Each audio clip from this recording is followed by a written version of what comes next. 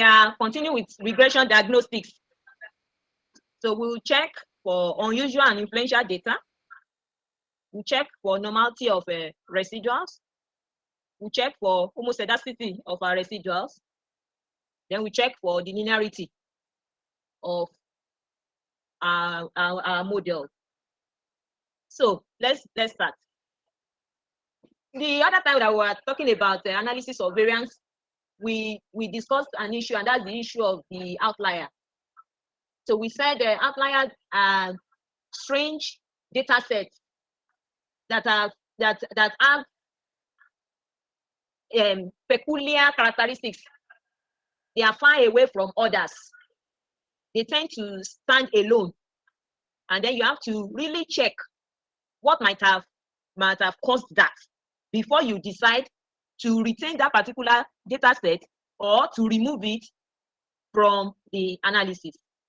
So this checking unusual and influential data is not actually part of the assumption that underlie the linear regression model, but a single observation or small group of observations that is substantially different from all other observations can make a large difference in the result of the regression analysis. We need to know this, and we can do that by checking for outliers, which is what I defined just now about observations with large residuals. We need to check for leverage. Leverage measures how far an observation deviates from the mean. You know, we said the observations, if they've been properly collected, they're supposed to kind of revolve around the mean, the average. So if there's a particular observation that is far away, the leverage measures how far that observation is from the mean. Then we also talk about influential observations. An observation is said to be influential if removing the observation substantially changes the estimate of the coefficient. So for this first part, that is the checking unusual and influential data, we shall be using this link. Please copy it. Use HTTPS that you can see on the screen. That's this. Please copy it. If you are not able to load it, please, you have to be online. If you are not able to load it, then there is the first data set that I uploaded on the classroom. You see first data set for lecture 11. Excel. First data set for lecture 11 is a crime data. Crime data. So you can also bring that into the STATA environment. It's the same data set. Copy this link, paste it into the command window, or go and get that Excel data set, that first data set for lecture 11 from the Google Classroom. So that is what we'll be needing for this first part. Please, I hope you have been able to do that. Have you been able to do that? Yes, ma'am. Okay, thank you very much. So let's now continue.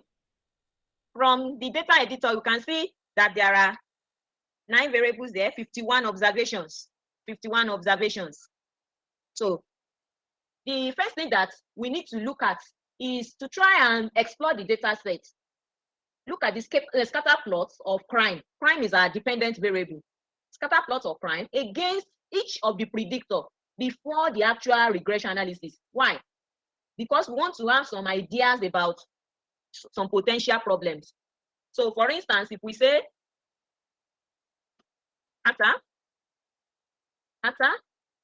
prime, PC metro, M label,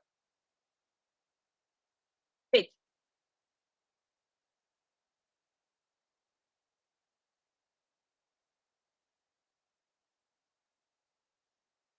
So we have an idea of the scatter plots between crime and PCT metropolitan.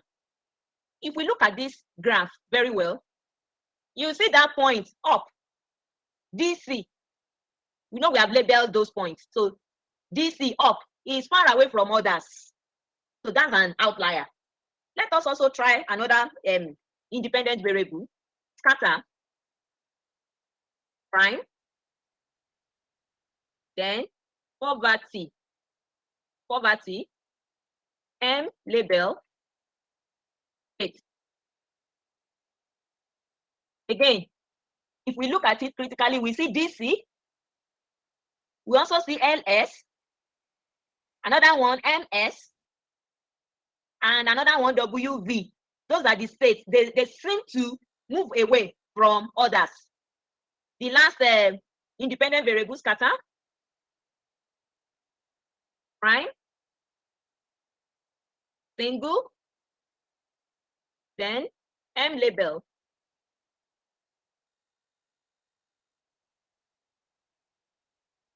M label state.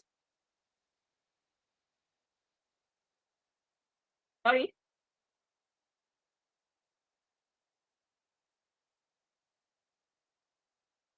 Single.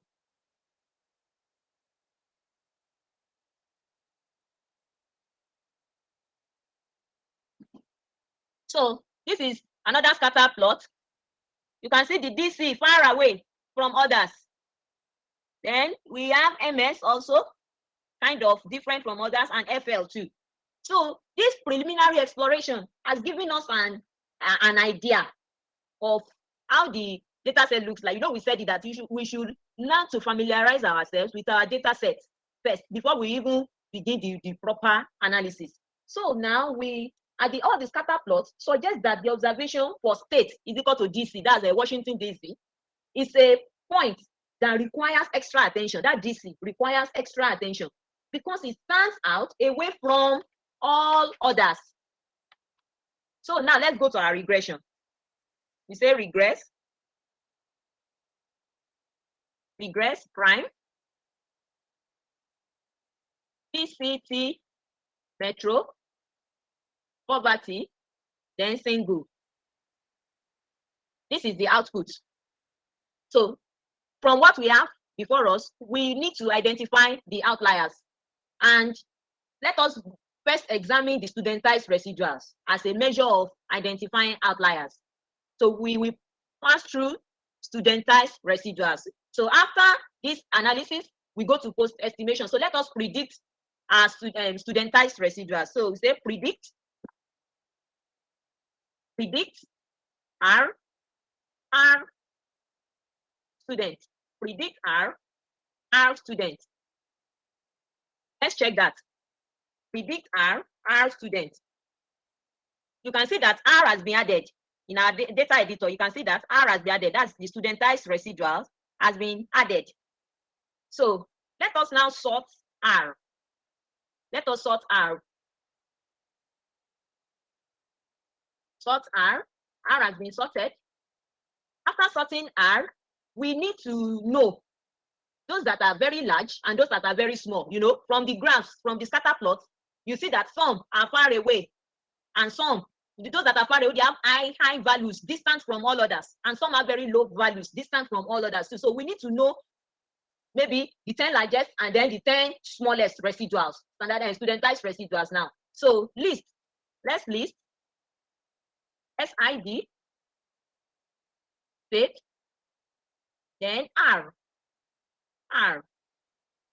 in 1/10, in 1/10, R in 1/10.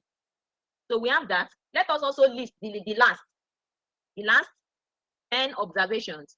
List SID, state, R in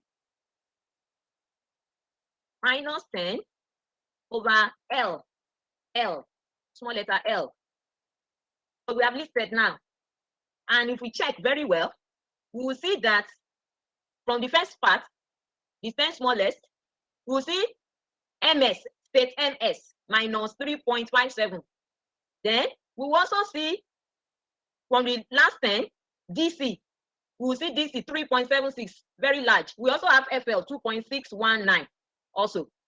So to identify outliers, what you can call outliers using studentized residual, the absolute value of our studentized residual should be greater than 2.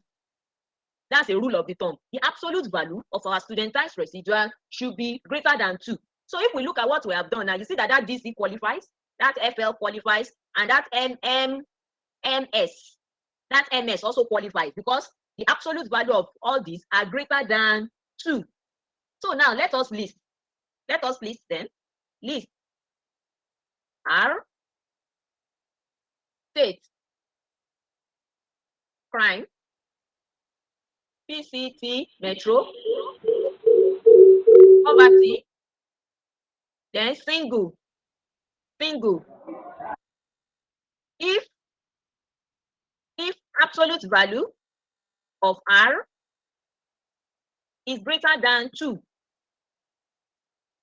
If absolute value of R is greater than 2, that's studentized residuals. So the outliers are presented now. Those that have the absolute values greater than 2, you can see MS, FL, and DC. And DC has the largest value. So that's a way of identifying outliers. We'll be able to identify now. DC has the largest residual here, studentized residual here, followed by FL, followed by the absolute value, followed by MS, then followed by FL. Use the absolute values. So we have the outliers now. Now, we want to talk about leverage. After you have identified the outliers, the next thing is, are they influential? Are they influential? When you say it's influential, that means that when they are retained for the analysis, do they have the capacity to affect the coefficient? To affect the coefficient in our results? The estimate of our coefficient, do they have the capacity? Are they influential? So leverage will help us to identify those observations that can have potentially great influence on the regression analysis. So Doctor, we have done. sorry. Yes. Can you please yes? hide that pop-up below in the screen? Which pop-up? This yes, one? Okay. Yes, okay. yes. Thank you. Thank you. Okay. So please, Ma, come again. You said leverage helps you identify the what? The outliers that are strong enough to affect our coefficient in our regression analysis. If they are strong enough to affect what we get in our results, that means that they are influential. Those that are, some outliers are not influential. They do not have any impact on what is done. But some are so powerful that they can turn things around. So we have to be able to do that. And we'll do that via this leverage. Let's first of all consider leverage. So to do that, let's type our predict leverage,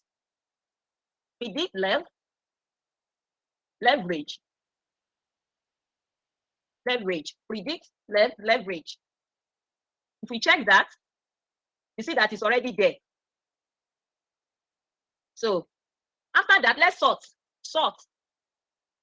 lev. After sorting lev, we need to list, just like we did the other time. List lev and state in 1/10. Let's list that. Then let's list the last 10 too. List lev state in -10/L. So you can see again from the first one, we have the values for leverage for the first 10, then the last 10. So what is the cutoff? The cutoff, just like we had cutoff for studentized residuals, we said those with absolute values greater than 2. Those are the ones that qualify as the outliers. Those that qualify for this particular leverage are those that are greater than 2K plus 2/n. 2K plus 2/n. What is K? K is the number of predictors. And in this case, we're having 3 predictors. That's the PCT, metro, poverty, and single. Those are our predictors here. So 2K plus 2/n. The number of our observations is 51. We have 51 observations. So 2 times 3 plus 2/51. Those that are greater than that, leverage values that are greater than that will qualify. So let us do that now. So let's say display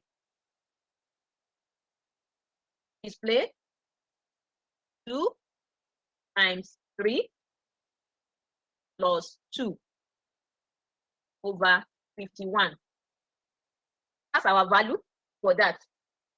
So we need leverage values that are greater than that. So we need to list values that are greater than that. So let's list now. List prime, PCT, metro, poverty, single, lev, if lev is greater than 0.156. So we have this now. Okay, let me run it again because I can see that I didn't include state so that we know which one is which. Single, state, lev. Now we have the state included, so we know what we are dealing with. So we have the state now. So, DC is 22. DC is the leverage value for DC is 0.5. That is the largest. Followed by 0.26. That's AK. Followed by MS 0.19. Followed by WV. Then LA. So these ones, they are using this particular method. They are influential. They can turn around what you have as results and your estimate of your coefficient. They can affect it. So using this particular approach, these are the observations that you need to watch out for. DC, AK, MS, WV, and LA. Maybe you need to go and check what might have happened. So that's using another approach. We have identified the outliers and we have noticed something. And what have we noticed? DC is an observation that has a large residual and it's also having a large leverage here. It has a large residual. It's also having a large leverage.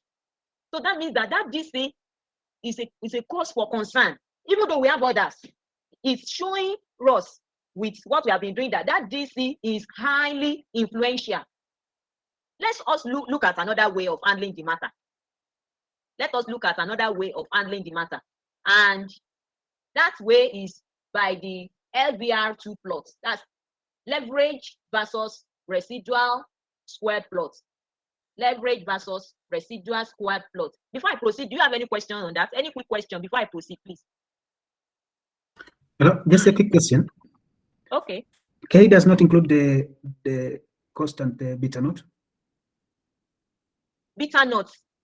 We have our regression already. It's already there in the output. Yeah, from the leverage, from the formula of from leverage. The leverage. From 2K plus 2. No, 2K plus 2 over N. Yeah, okay. K is only for predictors only. Yes. Okay, thank you. You're welcome. So now, quickly, I missed how you got the predictors. You said predictors 3. How did you get that? Yes. Where we started from, we have 3 predictors. We selected just 3 predictors, and they are PCT, metro, poverty, and single. Okay. Our dependent variable is crime. Do you understand, please? Yes, that's fine. Okay, thank you. So now we want to do another graph. That's leverage versus residual square plot. So from the menu now, let us go to statistics. Then linear models and related statistics, linear models and related. Then from there, we move to regression diagnostics. Then we move to leverage versus square residual plot. Leverage versus square residual plot. This leverage versus square residual plot is a quick way of checking potential influential observations and outliers at the same time. It will show you the outliers and it will also tell you whether they are potential influential observations or not.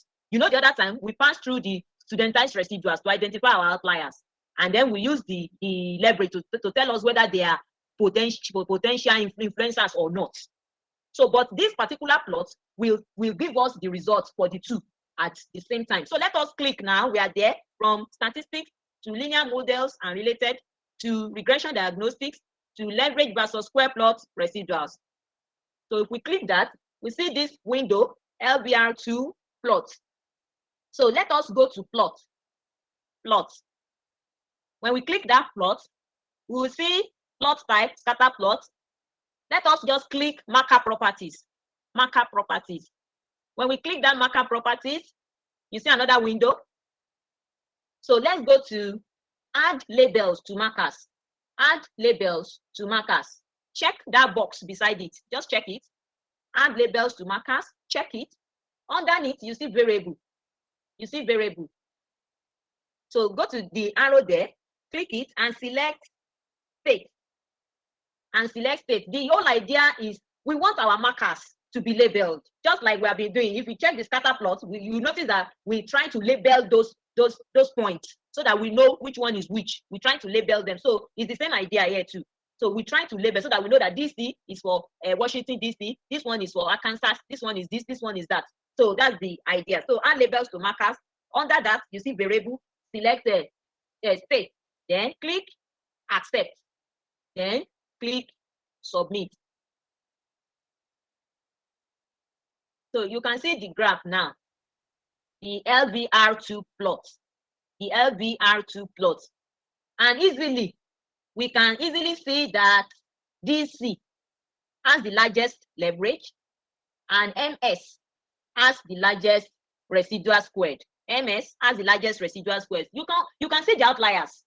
You know, these plots will enable us to identify outliers, and we also enable us to know those that are influential. So the outliers are there. You can see DC, you see MS, you see FL, you see LS, in fact AK, WV. WV is also there. So you see the outliers, and then you know those that are also influential. So DC and MS, you have to watch out for those ones. So that's the beauty of the LVR2 plot. It will enable us to check simultaneously outliers and those that are potentially influential among those outliers. So that's that about leverage versus residual squared plot. Now, let us move to overall measures of influence. You know, Prof started the treatment of influence last week with the treatment of the F betas. So today, let us just move a little bit further by considering the Cook's D and defeat. Cook's D and defeat. Cook's D and defeat are overall measures of influence. You know, we have identified the outliers, and then we are talking about those that are influential. So you can also use Cook's D or defeat to know those that are influential. So if it is a Cook's D, the higher the value of your Cook's D, the more influential that particular point, that point that has that highest value. That means that that point is highly influential. But we also use cutoff. We use cutoff for Cook's D, we use cutoff for defeat. The cutoff for Cook's D is 4 over n, 4 over n, where our n is the number of observations. Our n is number of observations. So let's do that. Cook's D first. Cook's D, predict the Cook's D. Cook's D. Let's check that. You can see it's already included now. These are studentized residual. This is our leverage. This D is the Cook's D. The Cook's D. So now let us list. Let us list prime,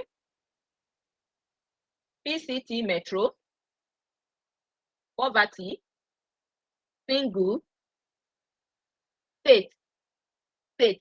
Then D, if D is greater than 4 over 51. If D is greater than 4 over 51, that is 4 over n. So, and we have said that the higher the value of your Cook's D, then the higher the measures of or the higher, the more influential that particular point will be. The higher the value of the Cook's D, the more influential the point will be. So if we look at what we have here now, you see that the one that has the highest out of all those that met the criterion is 4 over n. That is 4 over 51. 4 over 51. That is the criterion. So from what we have done now, using Cook's D, we will see that DC, that is Washington DC now, is still that particular point, that particular observation that we have to watch out for, because it's still the one that is having the highest Cook's D value, just like we have been obtaining before. So let us move to that of defeat. Defeat, you know, we have said that Cook's D and defeat, they give similar results. It's just that defeat can accommodate positive and negative, while Cook's D will give us can assume value 0. that one can absolute value 0, but defeat can accommodate negative and positive. So, but they give similar results. But the cutoff for defeat is 2 times square root of k over n. 2 times square root of k over n. Again, let us predict defeat. Predict defeat.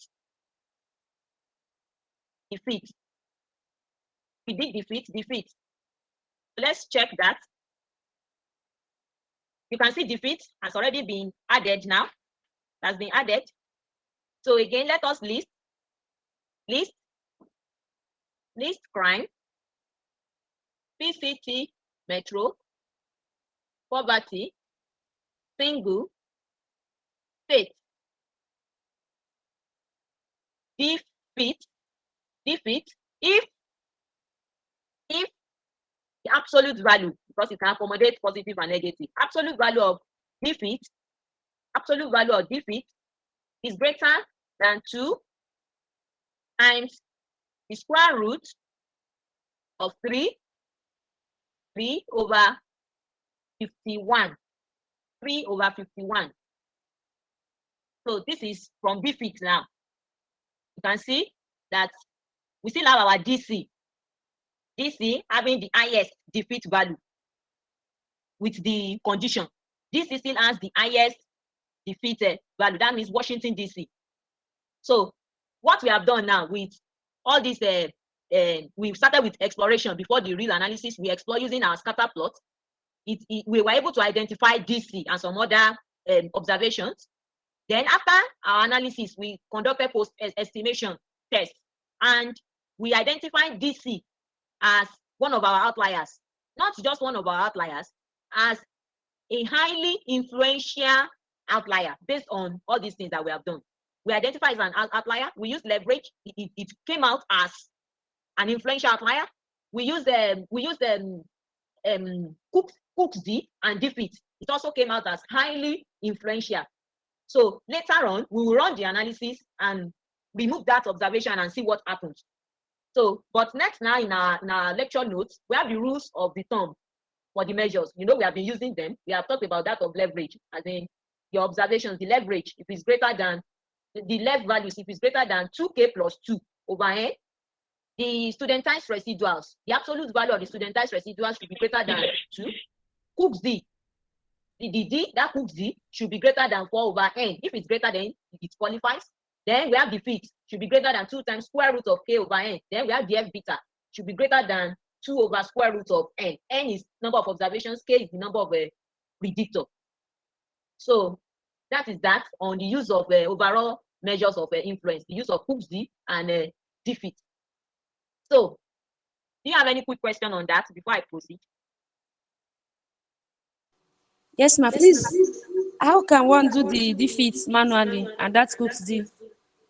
That is statistics, so that is a pure statistics, and this is not a pure statistics class. You know, we have to get our observations and we do the calculations.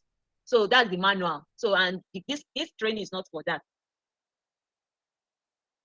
We can do it manually, but it's not here.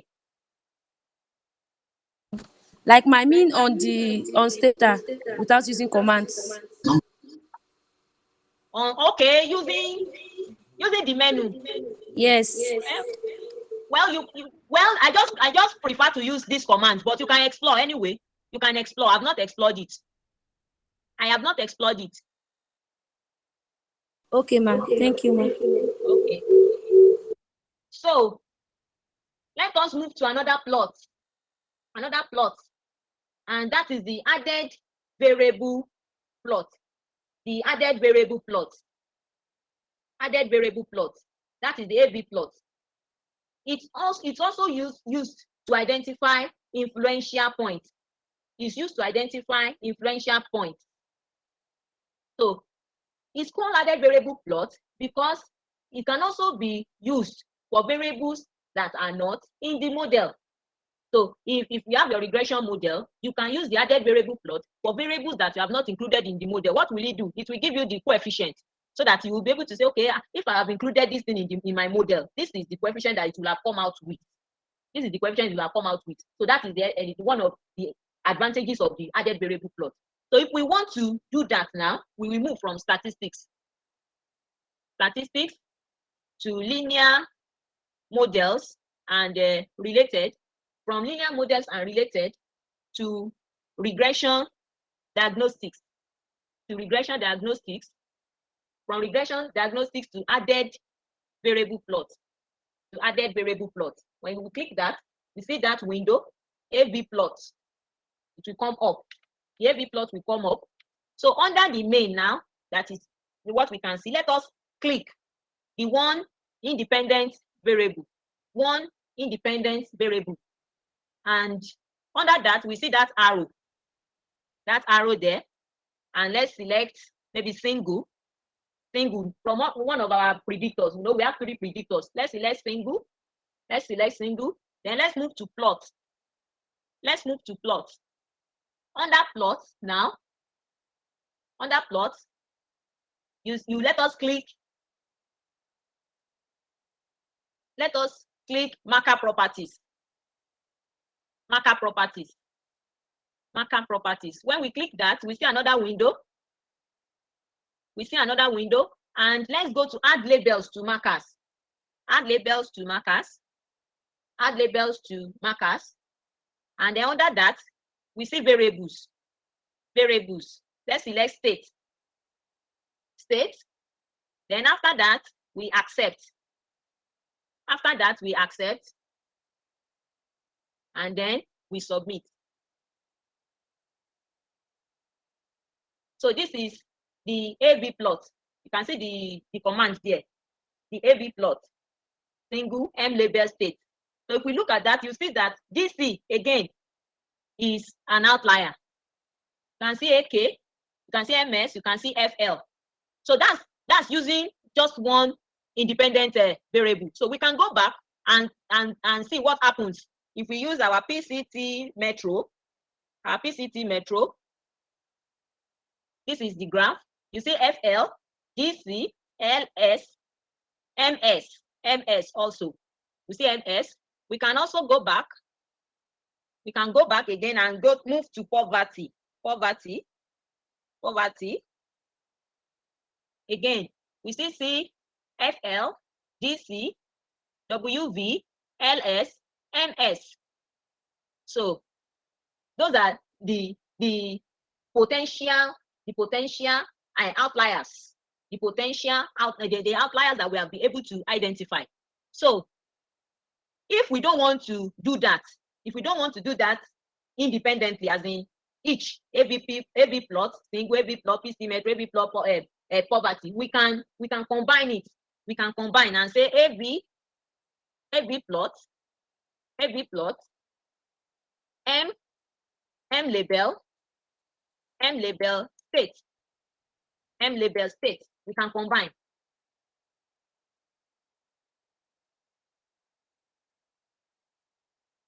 M label state.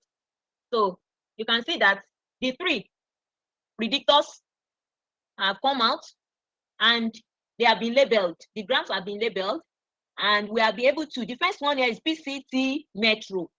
So just like we had individually, this is FL, this is DC, this is MS. Under poverty, this is FL, this is PC, this is WV, this is MS, I think this is LS or something. Then under single, this is DC, this is AK, FL, MS. So we can combine it and get something like that. Okay, so from all indications, DC is an outlier. Not just an outlier, it's also an influential point in all of the analysis. So since DC is really not, this data set is talking about the states in America, just like we have the states in Nigeria.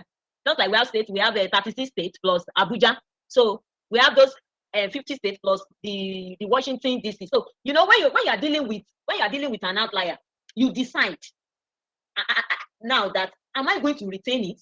If I'm to retain it, what is the justification? You give a justification why it has to be retained. If you want to remove it, you also justify.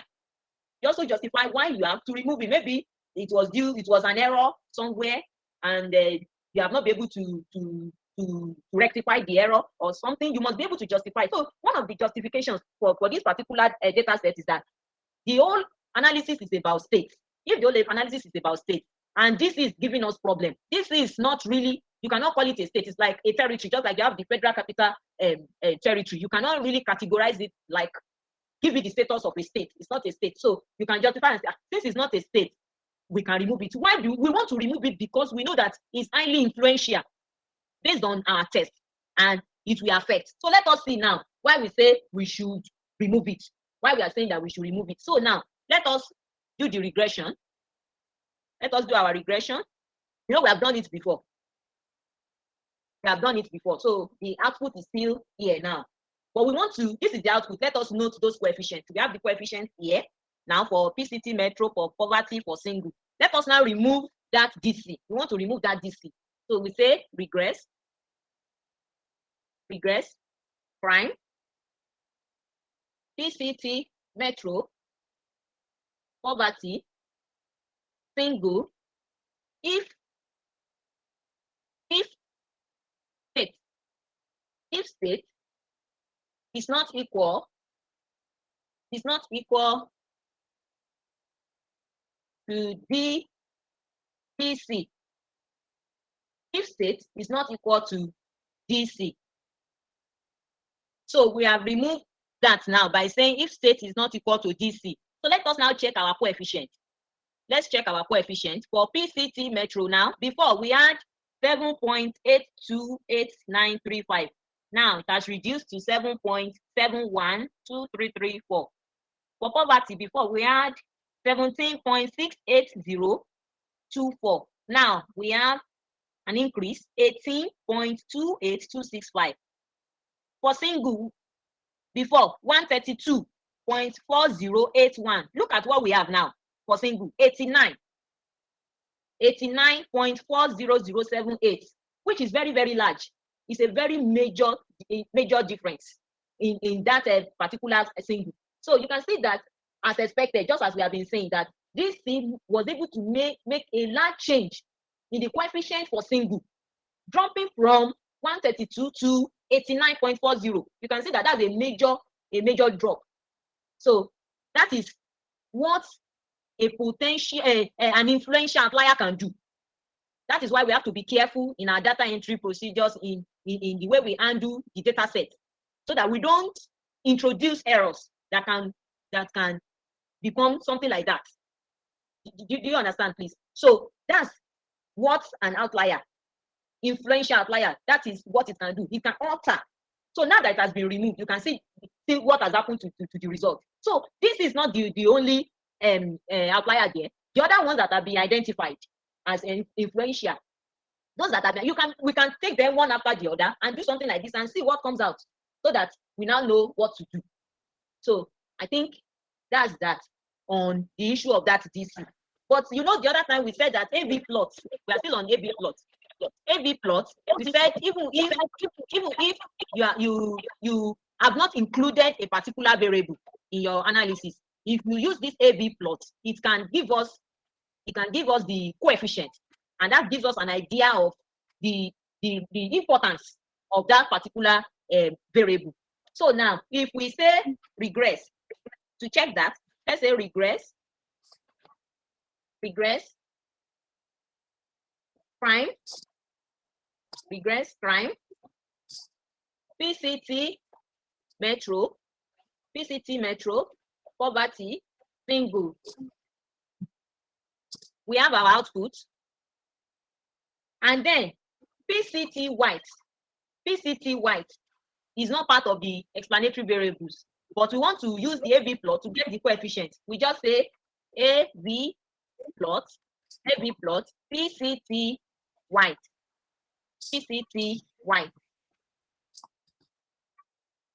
So this is the plot for PCT white. You can see here below, you can see coefficient. Coefficient is equal to minus 3.5090821. You can see that coefficient there.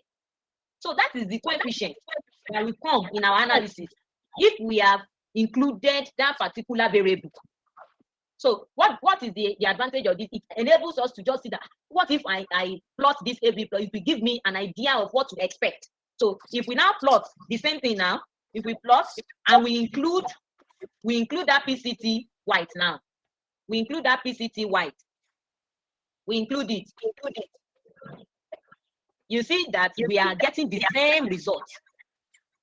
That is minus 3.509082 for our coefficient.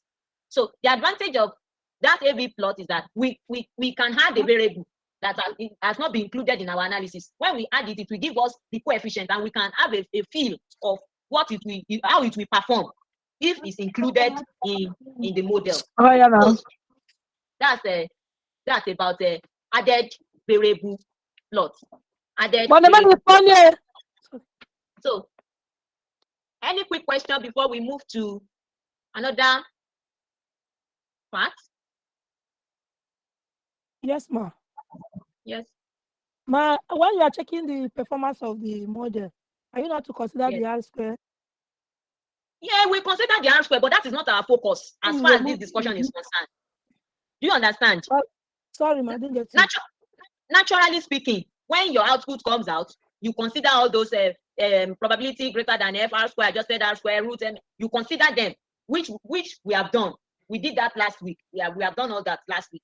But the focus of this particular lecture today is not on all those ones. It's on outliers, whether they are influential, their roles, variables that have been added, variables that have not been added, and you want to get information on them, and other parts of our violation of assumptions of LRM. That is what we are dealing with. That's why we have not even talked about all those ones. We have talked about them last week. Have I answered your question? So ma, is the PCT white part of the predictors in the data set?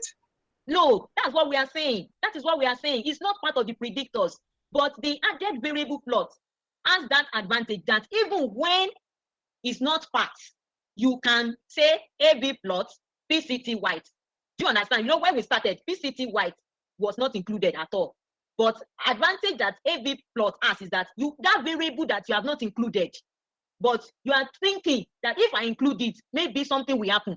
When you plot using this AB plot will give you the coefficient. Even without you including it in the analysis, it will give you the coefficient. And that one will help you to decide that, should I include it or not? And that is what we have done. When we plotted, you see that we were able to get that coefficient. That's minus 3.50 something. We got that result. So we now said, okay, let us now include it to show that we are going to get the same result. That's the essence of including it here. And you can see that is that same result that we obtained from that plot that we have here, minus 3.509082. So the essence of that AB plot, another advantage that it has is that if you are thinking about a particular variable, that should I include it, should I not include it, you can get a feel of how that particular variable will behave by plotting this AB plot. Do you understand? Okay, but looking at the results, since AB plot is not significant, does it really make sense adding it after you have done this? No, you are the one that will now take that decision. But if you just look at the coefficient and you have your a priori expectations, for instance, maybe this is negative now. You a priori, you already know that thing is supposed to be negative. And from this thing that you have plotted, your AB plot, it's also giving you negative. It can increase your curiosity about that particular variable and say, okay, let me now see that whether if I include it as one of my variables, whether it will turn out well. Now we have included it, and it is not significant, but it is telling us maybe what we have already known about that particular variable. It is confirming what we already that is what we have. It is confirming, even though it's not significant as far as the study is concerned. That is the advantage it has. If you have a particular variable and you just want to have a feel of how it will behave, without even including it, you can get it if you use the AB plot. Do you understand, please? Yes, I do. So in other words, you're saying after I've included it, the decision is left for us on whether to leave or not. Yes, the decision lies with you. The decision lies with you whether you want to retain it or you want to discard it. It now lies with the person in charge. All right. Okay, thank you. So yes. Just a quick question. Can we plot AB plot before fitting a regression line? Can we do what? AB plot? Before the regression line, before fitting the regression line. We have Before- already done that. We have done that regression now. We have that. We have that Yes. regression. This is it. That's coming first. We have Yes, it. I'm asking, is it, can we do a V plot before it, or it cannot work like that? You try it. You try Okay. it. But it is regression diagnostics. And most of those regression diagnostics, they are post estimation. They are post estimation. So it's after you have conducted your analysis, then we have all those ones. If you notice, that is what we have been doing. Okay, thank you. So you can try it anyway. So let's move to checking normality of residuals. Checking normality of residuals. For this one, please go to the material and copy that link. Copy that link. This link here, copy it and paste it into the command window. Make sure you are online. Copy and paste into the command window. You should be able to get the data set. But if you are not able to get the data set, you can get that Excel second data set in the What Google. Slide 19. Hello. No problem. I've gotten it. Slide 19. I wanted to know this. Okay. So please copy that and paste into the command window, or go to the second data set for lecture 11. I have uploaded the Excel file there. So bring that Excel file into STATA environment. So you have this LMRP2 data set so that you can have that. So you clear?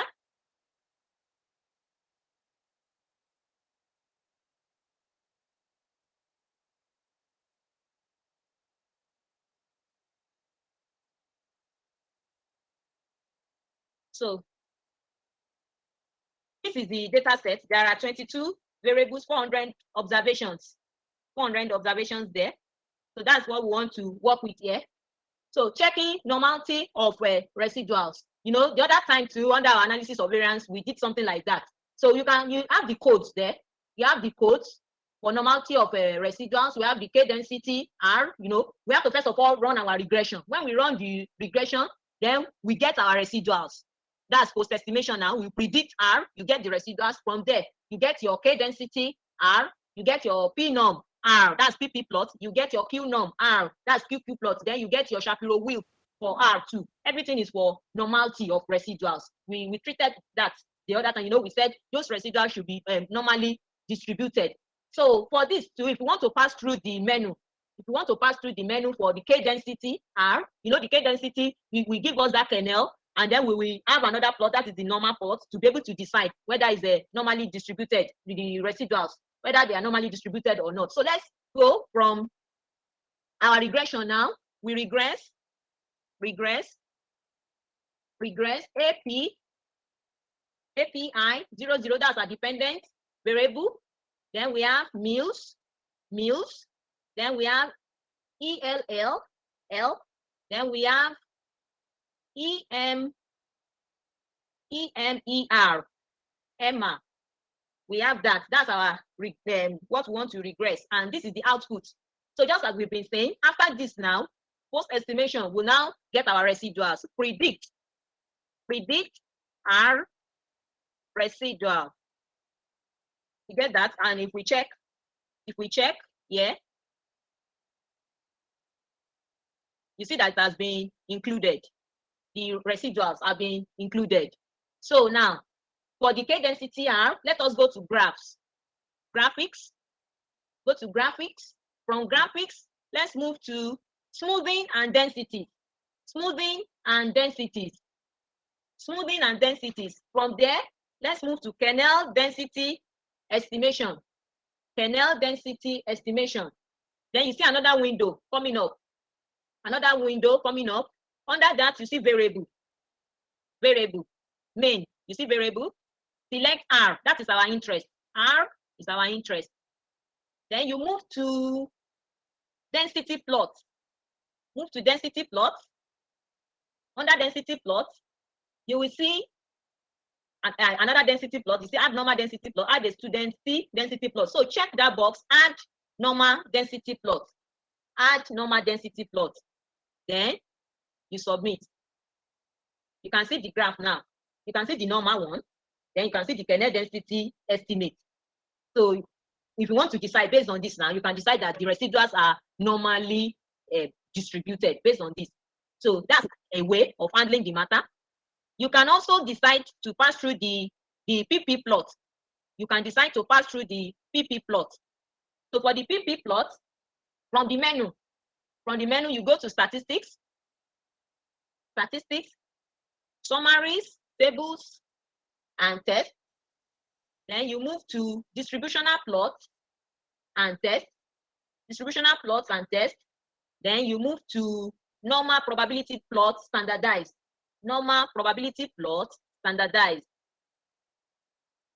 So when you click that, you see this window, PNOM, standardized normal probability plot. PNOM, standardized normal probability plot. It will come up. And again, under main, you see variable. Look for R there in the arrow. Look for R. Select R. And submit. Select R. Please come again, ma'am. I said you should move from your statistics. From statistics to summaries, tables, and tests. Then to distribution plots and tests.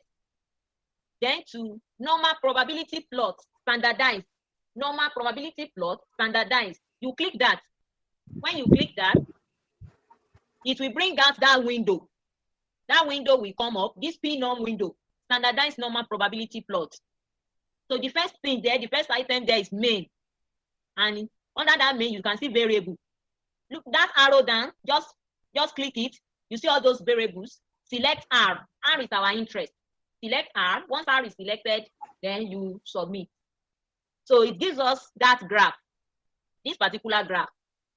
So, and we have said that if you have PP plot, this is a PP plot. If you have PP plot, the emphasis should be on the center. The emphasis for visualization, you look at the center. And if you look at the center here, you see that, well, you can still go ahead with saying that the residuals are normally distributed, because those values in the center, they are not too far away from the straight line that you have there. They are not too far away. You can see that, okay, the residuals are normally distributed. Residuals are normally distributed. So that's that about PNOM.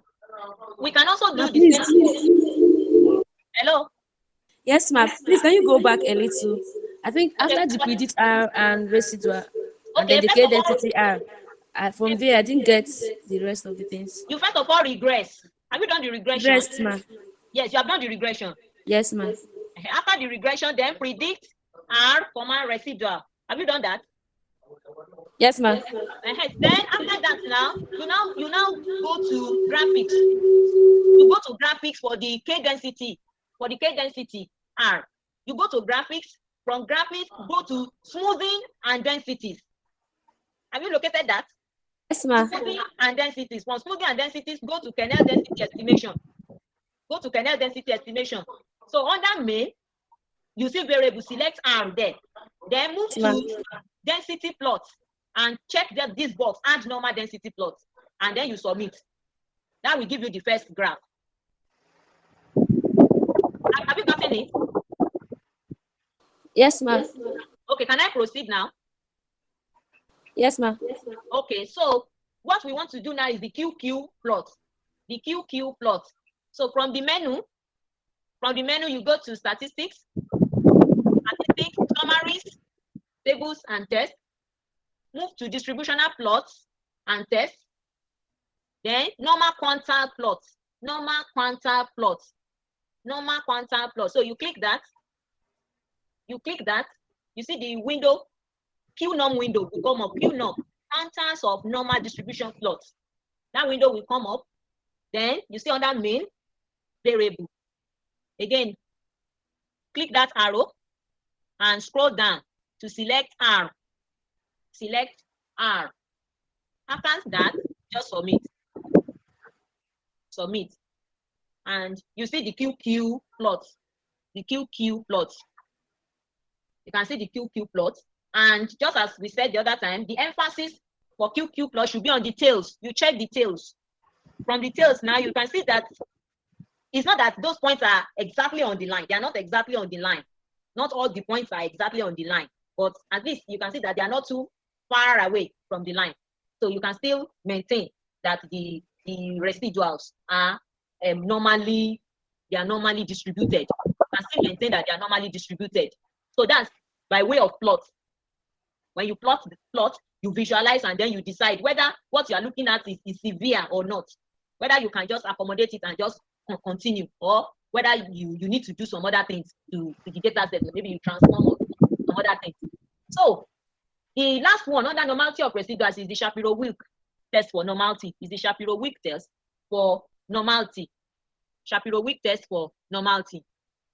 So again, from statistics, we go to summaries, tables, and tests. Summaries, tables, and tests. Then we move to distribution plots and tests. Distribution plots and tests. Then we move to Shapiro-Wilk normality test. Shapiro-Wilk normality test. We move to Shapiro-Wilk normality test. So you see that window, S-Wilk. S-Wilk has come up.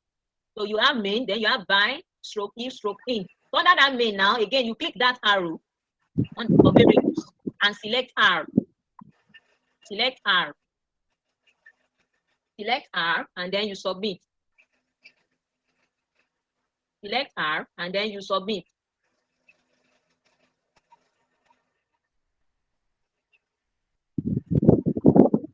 So this is the table. You can see the probability greater than Z. That's 0.51006. 0.51006. So, and our H0 says normally distributed. H1 says they are not normally distributed. So that means we are accepting H0. We are accepting H0 that they are normally distributed. If you recollect, we have done this thing before. So based on this result that we are accepting H0 that the residuals are normally distributed. So I think that's that on checking for the normality of the residuals. Let's now move to checking for homoscedasticity. Homoscedasticity means you are talking about constancy of the residuals. We are talking about the constancy of the residuals. So if you have constancy of residuals, then there should be no pattern to the residuals after you are done with fitting. There should be no pattern at all. So if there's a pattern, maybe funnel shape or something, that means that something is wrong about the homoscedasticity issue, and then you have to check very well to ensure that that is taken care of. So for that, from our menu, we go to statistics. From statistics, we go to linear models and related. From linear models and related, we move to regression diagnostics. From regression diagnostics, we move to residual versus fitted plot. Residual versus fitted plot. That is RVF plot. Residual versus fitted plot. So when we click that, we have this window, RVF plot. So let's move to y-axis now. Main plot, add plot, y-axis. Under the y-axis, you see type properties, major tick, label properties, axis line, reference line, minor tick, label property, axis scale properties. Please click reference lines. When you click that reference line, you see another small window, reference lines for y-axis. So check that box, add lines to graph and specify y-axis values. Add lines to graph. Please, you take a step again, ma, please. Okay. From our menu, we move from statistics to linear models and related. From linear models and related to regression diagnostics. From regression diagnostics to residual versus fitted plot. You click that. When you click it, you see the RVF plot window coming up. RVF window coming up. You can see the main. Well, move to the y-axis. Y-axis. Then, from that y-axis, go and select reference lines. When you click that reference lines, you see another window, reference lines y-axis. So check that box, add lines to graph at specified y-axis value. Check it, add lines to graph at specified y-axis values. So you see immediately under that add lines to graph at specified value, you see where you can type something, just impute 0. We want that our y to be, the reference line to be at 0. So just impute 0, then accept, then submit, You know, the other time we said that if you have homoscedasticity, that's constancy. The residuals, they are constant, no heteroscedasticity. So when you plot this RVF plot, what it will show, it will not show any pattern. The residuals versus the fitted values should not give us any pattern. You can see the residual, you can see the 0 for the y. The 0, that line, that y should be 0 in the middle. You know, you have the vertical versus the horizontal. That y there should be 0, and you see the line. So by the time you do the plot, the dots, all those observations should not form any particular shape. It shouldn't form any particular shape. If there is any particular shape, then that means that you cannot conclude on homoscedasticity. You cannot conclude on that, on homoscedasticity. So, but if you are able to look at it and conclude that, okay, there is no any shape here, then that means that you can continue and say that you are okay and accept that those residuals are homoscedastic. So most times, you know, you can see that thing is open up or it can close. If it opens up, it can look like kind of funnel.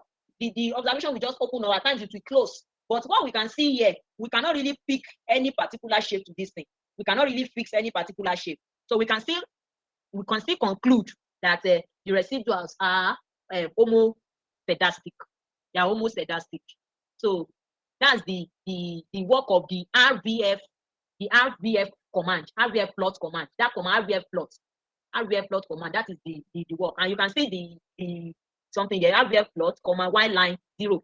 In textbooks, you see, they will tell you that your y should start at 0 to be able to adjudge appropriately. So that's that about homoscedasticity of residuals. So let's now move to linearity. I don't know if you have any quick question on homoscedasticity of residuals.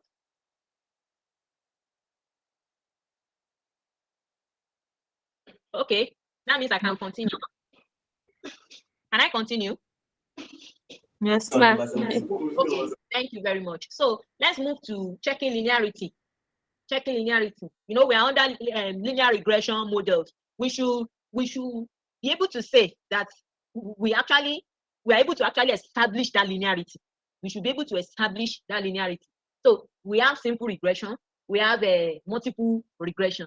So if it is a simple regression, you can just get our scatter plot of the response versus the predictor. If it's just a simple regression, we get response versus the predictor. If it is a multiple regression, we will plot the standardized residual. We will plot the standardized residual against each of the predictor variables. So, and when we do that, everything, whatever you get should be random scatter. You should not be able to fix any shape or any pattern to it. So we first of all start with the simple regression. First of all, start with the simple regression. So let us do that now. The simple regression. We are still using this particular data set. So let's say regress API 00, then enroll. Simple regression, then enroll. This is our output. So we said we should have a scatter plot of the response versus the predictor variable. So from the menu, let's go to graphics. From the menu, go to graphics. From graphics, go to smoothing and densities. From smoothing and densities, go to lowest smoothing. If you click that lowest smoothing, you see this window. From graphics, move to smoothing and densities, then move to lowest smoothing. If you click that lowest smoothing, you see this window popping up. Lowest smoothing. So we are in main now. The one, main. You see dependent variable. The arrow, click it. Our dependent variable is API 00. Our independent variable is enroll. Enroll. Independent variable is enroll.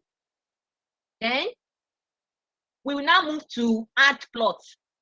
Add plot. Add plot. Add plot. So you see plot definitions, you see create. Click that create. Click that create. If you click that create, you see another window. That's plot 1. Plot 1. Then you see plot if stroke in. Then under that you see choose a plot category and type. So the plot category that we have interest in is fit. Fit plot. Fit plot. Click fit plot. When you choose that fit plot, you see on the right hand side, you see fit plot select type. The first one is linear prediction. You know, we have done something like that before under our STATA. When we want to get that regression line, so we say fit plot linear prediction. So that's the fit plot linear prediction. So under that, you see plot type linear prediction plot. So again, we select our Y, API 00. We select our X variable. That's enroll. Enroll. Enroll. Then you accept. Accept. Then you submit. Then you submit. You can see the command lowest API 00 enroll, add plot lfit API 00 enroll. That's the command for all that. So you can see the graph has come out. You see the fitted values and then the lowest. So from what we have here, there is some degree of non-linearity. Because if you look at what you have here, this place does not seem to align with that fitted something. You can see it. And you can see this place too.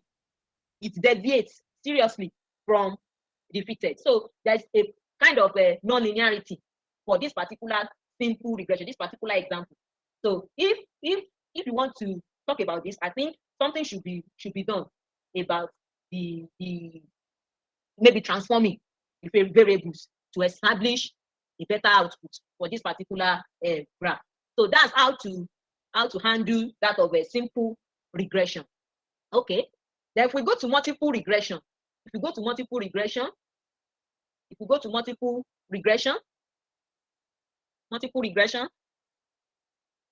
clear. Even though we are using the same data set,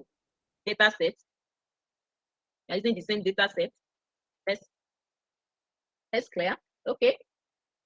So let's do another regression now. Regress.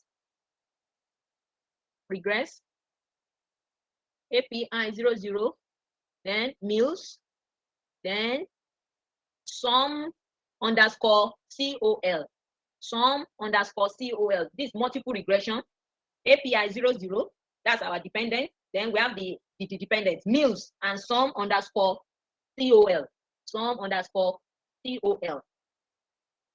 this is the output. Again, post estimation, let's predict. Predict R residual.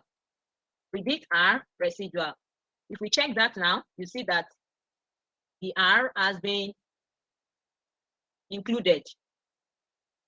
Predict R residual. Then after the prediction now, we will now move from the menu. Now. Statistics. Go to linear models and related. From linear models and related, go to regression diagnostics. Then you move to residual versus predictor plot. You know, the other time I said we should have the residuals. Plot the residuals against each of the predictors. So residual versus predictor plots.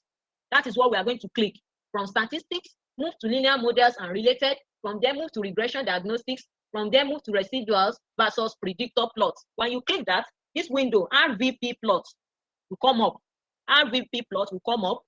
And then you select under main, you can see independent variable there. Select mills.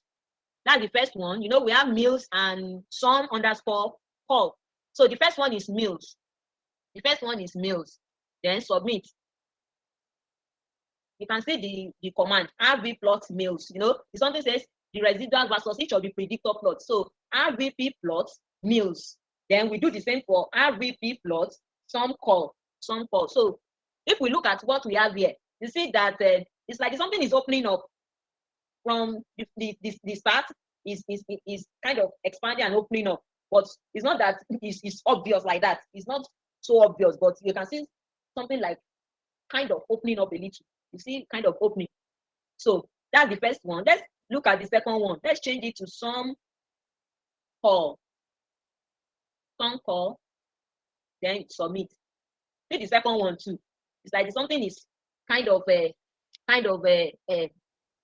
expanding. Something is kind of expanding. So, but based on what we have here, you cannot really see a strong departure. You cannot see a strong departure, you know, because for us to be able to take decisions, we should not be able to fix any particular pattern. We just see scatters. Not a particular pattern can be fixed to those scatter plots. So, and what we have here now, we cannot really fix any particular pattern to it, even though it looks like when the thing first of all started, it looks like it's kind of narrow, and it's when it continues, like it's opening up, as if it's kind of opening up, but it's not so strong. It's not a strong departure from linearity. So, because of that, we cannot just say there is no linearity. So we accept and say what we have there, we have a linearity. Do you understand, please? So that's that about RVP plot. The RVP plot is for testing for linearity in when you have multiple cases, multiple regression. You have more than one predictor.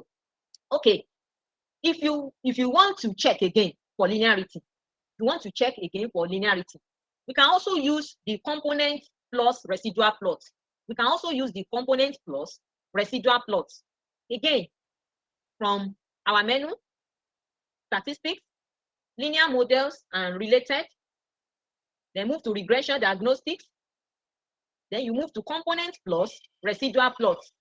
Component plus residual plots. When you click that, you see that CPR plot window.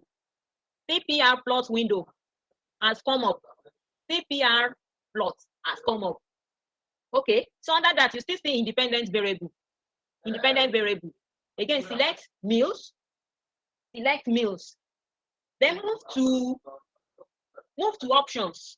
Move to options. That's the fourth one. Move to options. Click options. Click options. Click options. When you do that, you see lowest. And then under that, you see add a lowest smooth plot. Check that box. Add a lowest smooth plot. Add a lowest smooth plot. Check that box. Then under that, add the lowest smooth plot. You see smoothing options. Smoothing option. So you look a little to the right. You see override default bandwidth. Override default bandwidth. The default here is 0.8. So you check that box. Check the box, and then you override what is there. You want to change that 0.8 to 1. Change to 1. So instead of that 0.8, please type 1. The bandwidth, change it to 1. Change to 1. So, and then you submit. You submit.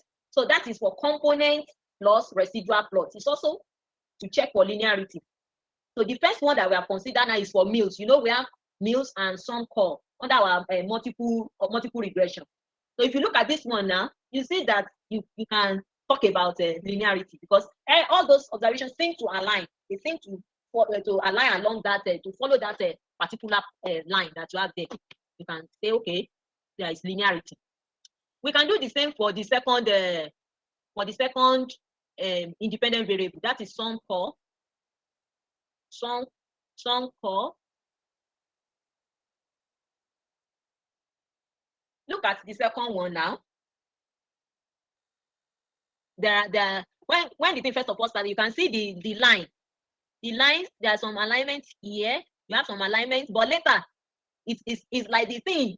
Maybe there are some observations. You know, the thing didn't align again. The line went apart. So you can see something like opening up. So it's not like the first one that all those points seem to follow that line. This one is like some align and some seem to spread out. Some seem to spread out. So, but some align and some seem to spread out. So you are the one that will visualize and say, is this thing severe? What you are looking at, is it actually severe? Or are there some other tests? That's why we have the other one now. It's similar to this. That's the augmented component plus. Augmented component plus residual plot. Augmented component plus residual plot. So they give similar results anyway. They give, but with what we have for the first one and what we have for this, we cannot really talk about non-linearity. You can see some. It's just the latter part that you see. We notice that deviation. In the latter part, we notice the deviation. Maybe there are some outliers there. You see, maybe there are some values that from what we can see here, there are some values that seem somehow. There are some outliers there that needs further investigation. But if we look at that augmented now, augmented component plus, for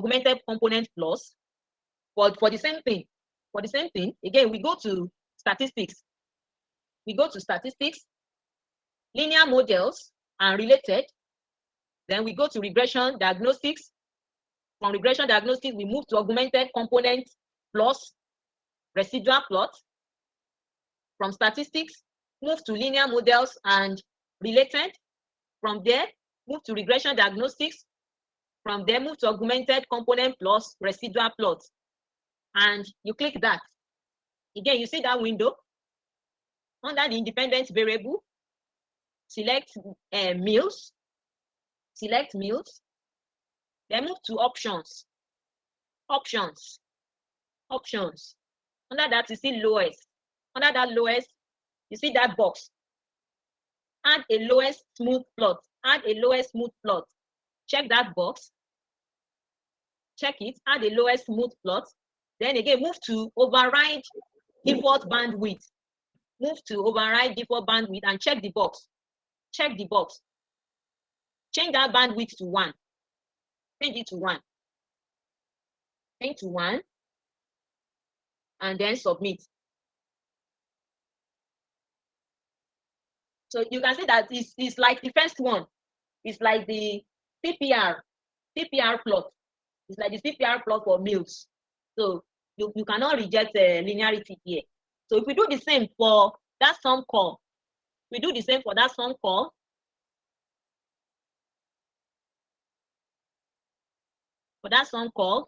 and then submit, you see that the result look like what we had under the CPR plot.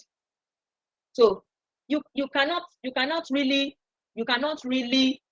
reject linearity because there is some linearity there, even though the latter part seems somehow problematic. See, the right hand side seems somehow problematic. They don't seem to follow the line. That smoothing plot that you have there, they don't seem to follow it. So they might have come from what we said the other time. Maybe some influential points are there. But if you look at it critically, you cannot really say that you should reject linearity as far as that something is concerned. So you will notice that we have tried to talk about all these regression diagnostics. No, this my first one was this specification test was discussed last week, and the last one too, Prof discussed that last week. The F betas was discussed also last week. So today we are able to talk about all these plots. You know, most times you have to look at what you have on ground. You visualize your data. You visualize your plots. You visualize what you have, and then you decide whether what you are looking at, whether it's severe or not, whether you need to do something to get to the right shape that it has to be, or you can just leave it like that. You know, like the other time that we're talking about normality of the residuals. So at times you have to look at those things. In fact, there are some like the S week R. You can look at your result for the S week R. You compare it with what you have from maybe your PP plots. You compare. When you look at your PP plots and you see that this thing is not too bad, and you look at what you have from your S week, you can decide on your own that okay, this thing that I have based on this particular plot or this particular graph, I can simply say that the normality condition has been satisfied. So we can look at those cases and then take our decision. So that's why sometimes after we have done this, we may be required we may be required to show one or two of these plots. In most cases, you see the PP plot or the QQ plot. Some other plots too might come in handy, and they'll be of help to actually guide us to where we are going. That's the right destination. So we have come to the end of today's lecture. If there are questions, please. Yes, ma'am, I have a question. Yes, please go on. Okay, ma'am. These residuals, is there no way we can check them together like we did during the AV plots? Yeah, that's what we have done. No, we checked them individually. The normality of the residuals. The normality of the residuals. You know, we predicted. We said predict our residuals. So those residuals you have for each. You know what you have for each observation. You have your residual for each. So once you have that for each, you treat it. It's different from your explanatory variables. You have residual for each of your observations. And also, why did we change the bandwidth to 1? Because there is no particular reason. You know what? This is a plot. We want something that will come out very well. If you want to explore now, you see the default. The default there is a 0.8. Don't change it. Just leave it as that 0.8 and run it. It will give you a good output. But by the time you now compare what you have obtained using 0.8 with what you have obtained using 1, you'll be able to say, okay, this one looks nicer, this one looks neater, or kind of much more compact or something. You will see that difference there.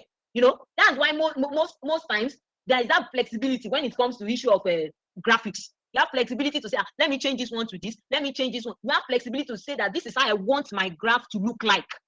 It may be different from another person's perception. So it's not compulsory that once you use your default and see that it's giving you what you want and you're okay with it, good. Do you understand? Yes, ma'am. Thank you, ma'am. Please, I have a question, please. Just go ahead. Just go ahead. Okay. The question, when she was delivering the lecture, she mentioned under homoscedasticity that the residual should be constant. But I was thinking, is the residual the same thing as a variance? Because I think they normally talks about constancy of variance under homoscedasticity. But she used the word residual. Is that residual the same thing as a variance? You know, we used to say constancy of error variance. Constancy of error variance. That's what we used to talk about. So, and another word for residual is error. Another word for residual is the error. So what we are talking about the variances of those error terms, that they should be constant. Do you understand, please? Yeah, it's okay. Yeah, clear.